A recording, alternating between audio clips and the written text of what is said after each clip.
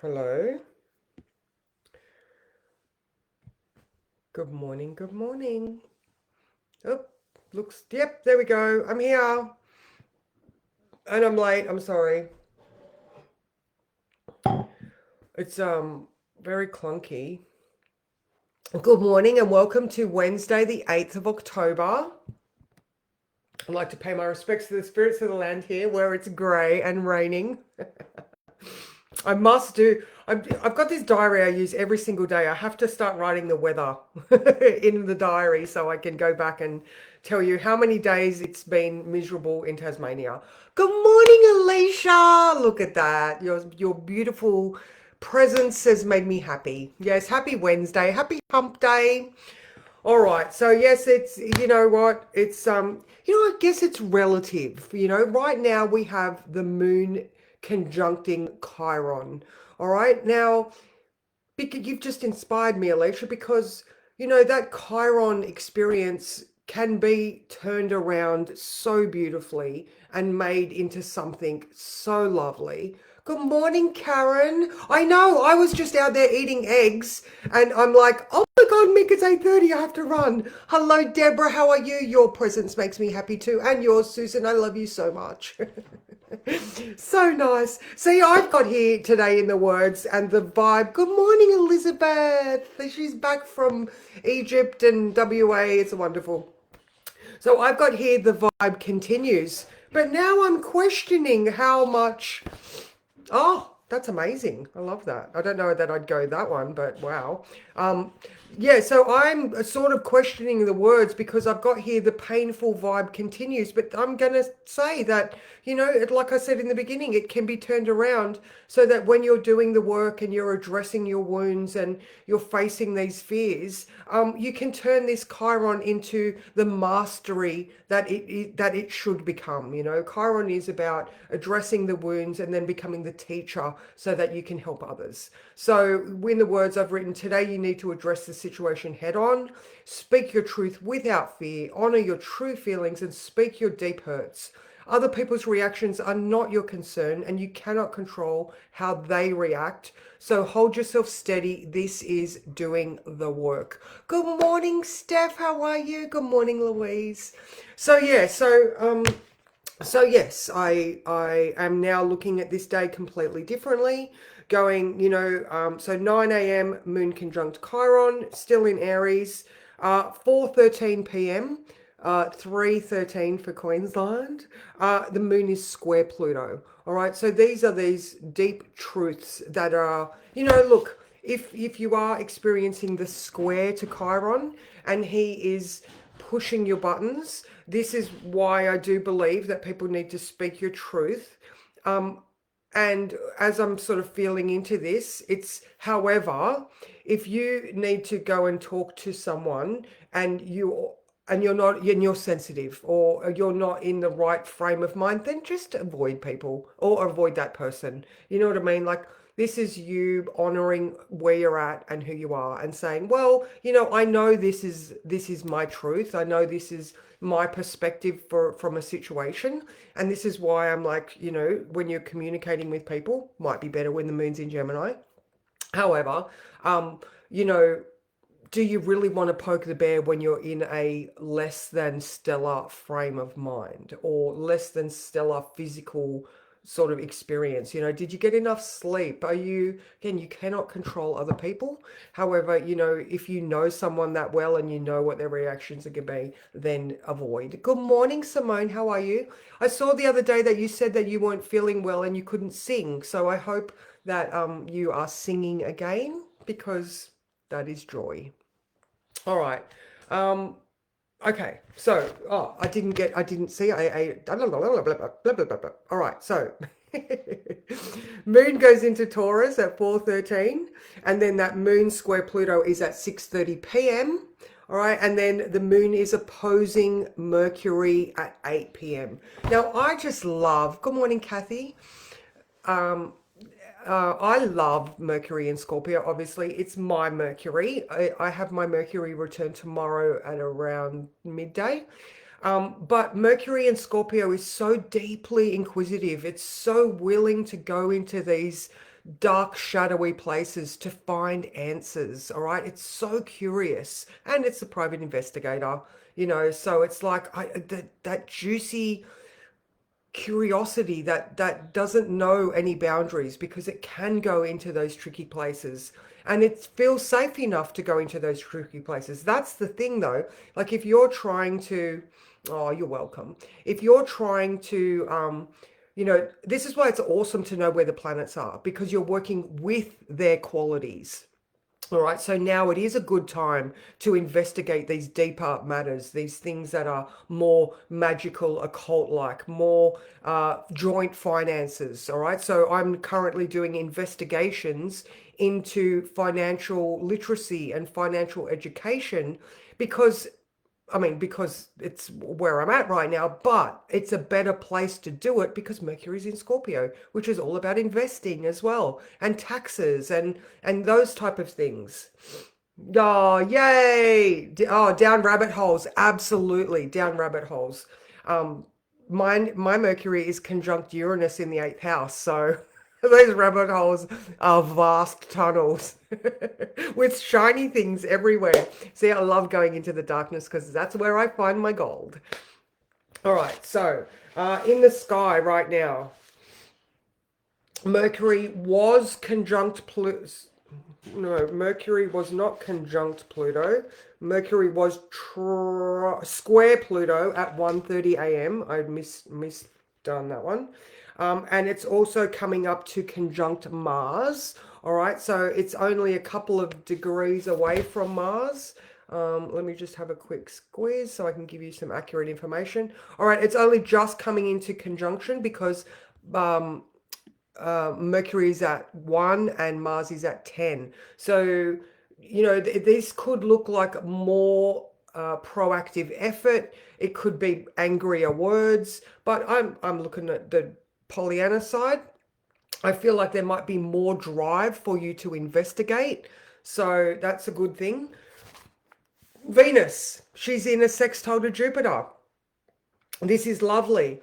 But she's also coming up to an opposition to Saturn and Neptune. Now, because of that book that I was telling you yesterday that I'm listening to called The Heroine's Journey by Maureen Murdoch, it's so interesting, ladies, because it's all about the mother wound. It's all about the absent father.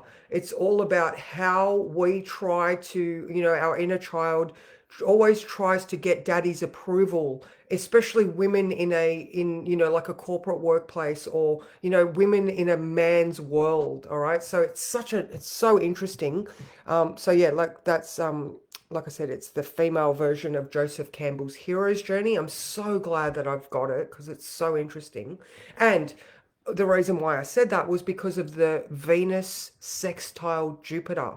All right. So yes, Jupiter is a male, but in this context, because of what I'm listening to, I'm looking at it like Venus is also looking for a mentor as well. So we might find comfort and security within the realms of mentors in our community, like-minded women in our community. All right. So reaching, if you are in a state, then I feel like reaching out to an older woman just with that authoritarian aspect of Jupiter might also be a way for you to find the comfort and wisdom, which is also very Chironic, that we are after. So that's just something to consider. Maybe a conversation with an honored friend might be a nice way to work with this energy as well. All right, because that opposition to Saturn and Neptune, Venus is analyzing the data. All right, so she's also able to look into the past to see where the foundations are cracked and broken and need tending to, which is both Chiron and Virgo. And also, the whole, Neptune in Aries is very soon going to move back into Pisces. All right, so we've got these blurred lines and boundaries that are, right now we're questioning where we're putting our energy But when it moves back into Pisces, we're going to have that sort of tsunami type of emotional realizations of, you know, this is the sea that I came from. Pretty random words to come out there, but I hope that makes sense. We have to go back into that collective environment to, you know, to revisit the feelings and the foundations and where they came from. Oh, beautiful. Look at that energy. Look at that, Karen. That is perfect. Lunch with a wise female friend in her late 70s. That's the thing that I was trying to sort of get through. You know, if you are in a feeling mode where you are investigating and going down tunnels, find a friend or someone that you admire that can impart their experience to you. And again, this is the question that I'm working on right now, my current life experience. This book is just wrapping together so many things. And I'm like, universe, I've got 9 days. Just give me 9 more days. All right. I can't focus on all the things at once. So, and that's pretty much it. Mars still not talking to anyone. Jupiter trine Saturn, you know, this is the setting of the foundations. It's the revisiting of, you know, where have we fallen short in the past, and how can our current era persona fill those cracks so that, you know, time is not linear, but filling the cracks of the past will help the path of the future become smoother. Just like my driveway, Susan, we still need to do my driveway. I'm like, Mick, let's put that up the list a bit. All right, so, and of course, Jupiter is square Chiron. So here is the wisdom that we are getting at, because we're looking at the wound, because we're looking at the sore spots, because we're understanding and getting advice and so yeah, I love the moon moving into Taurus at that 4 o'clock mark, or just after 4 o'clock, because I feel like it's just going to help us regulate maybe the adrenal fatigue. Full moon in Aries, all right? So Aries, think blood pressure, blood, adrenals, stress. You know, I said that the analogy I used yesterday of, you know, the sun, Mercury, and somebody walking around in circles, muttering them to themselves frustratedly because Mars has no outlet. The sun had no outlet. It was a full moon that was really contained and not the inability to express. So if you were stressed, then, you know, this coming into Taurus, go and get your feet on some bare ground, to, you know, discharge any of that heightened electrical energy in your body. All right, so yeah, let's draw a card. I have to get them because I didn't bring any today. Yes, let's do these ones today. So yes, so today and tomorrow I don't start work until later in the afternoon. So I am focused on Ursula right now. And next week I'm not working. Oh, that was such a good feeling when I said to Jill, like, am I working next week? Is there a retreat? And she was like, no. And I was like, oh, I feel like I'm this, you know what? I've already passed. I've already, you know, I've got a sign here. I'm doing it. I have already succeeded. You know, so if you are in this similar state where you're like questioning everything you're doing it. You're already doing it. You've already won. It's just, you know, in my case, it's how am I supposed to fit into a standard that I don't understand, or that, you know, that me, like, I don't fit into your world, but just how about we, you know, we have to make adjustments everywhere. So, and that comes from using your words, saying, hey, I don't fit, but I'm trying. Oh, this one. Oh, it's card number 1. I don't think we've got this one before. Oh, wow. When the storm spirits play. Look at that eagle there. That is amazing. I love this card. I don't know what it means yet. Let's have a look. Card number 1. All right. Understanding how to navigate divine chaos.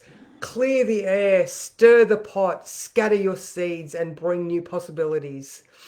You're being asked to surrender your needs to control outer circumstances, which is based on a desire to feel more certain, avoid confrontation, or resist change. This card signifies a time to trust that this chaos, this disorder, this turbulence that has shown up in your life is temporary but important. You are now able to let go of what is unnecessary or that which you've resisted releasing. Consider how clear the air is after a storm, how dead branches are pruned from trees, and how potent seeds are scattered so that new life can sprout in the new soil. Even if you find yourself in this conflict now, there is a gift in this. It invites you to see things from alternate perspectives and provides you with a lot of valuable information. New important possibilities arise from the chaos at hand. From now, the highest good for you is to remain in the center of the storm. Meditate and be mindful of your reactions as you don't yet have all the information needed to make an authentic choice. Watch and wait. There is a divine reordering at the root of this chaos. Listen deeply for the epiphany rising to greet you, and you will know the gift this experience holds for you. When storm spirits play, amazing things are stirred up through this divine change for the highest good of all. Remember, you are a weaver of dreams too. Even you must pivot. Even if the threads of your destiny get frayed, the pattern you see will be breathtaking. How amazing is that? That is just so perfect. And then going back to the words for today, you need to address the situation, speak your truth, honor your feelings, and you cannot control other people's reactions. So hold steady because you are doing the work that is required for your evolution, no one else's. All right. The better you are as a person, the better you can serve everybody. So with that, I'm going to go and start my day. So I hope you all have an amazing day. And I will see you tomorrow morning where there is an opportunity tomorrow. That's the first line. There is an opportunity. So take care and much love to you all. Mwah.